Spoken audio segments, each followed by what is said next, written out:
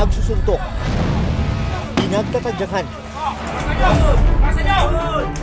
at walang tigil ang pananakit sa isang lalaki sa Noveleta, Cavite.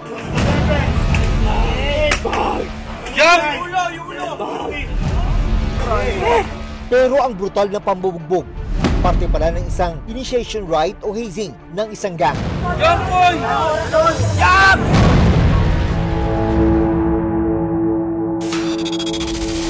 Sa Oton, Iloilo, 4 na kabataang lalaki ang nakuhanan din ng video habang binubugbog ng kapwa kabataan sa isang sementeryo na hinihinalang bahagi rin ng isang initiation rite. Sa Nueva Ecija, bangkay na ng inihatid ng mga miyembro ng fraternity ang isang estudyante matapos din umanong sumailalim sa hazing. Mahirap pong tanggapin kasi po sa isang banda po, ang lakas-lakas pong ng bata tapos bigla pong nawala sa amin. Sa kabila ng batas na nagbabawal dito o ang anti-hazing law, bakit patuloy pa rin nangyayari ang ganitong karahasan? Abagsakan nyo!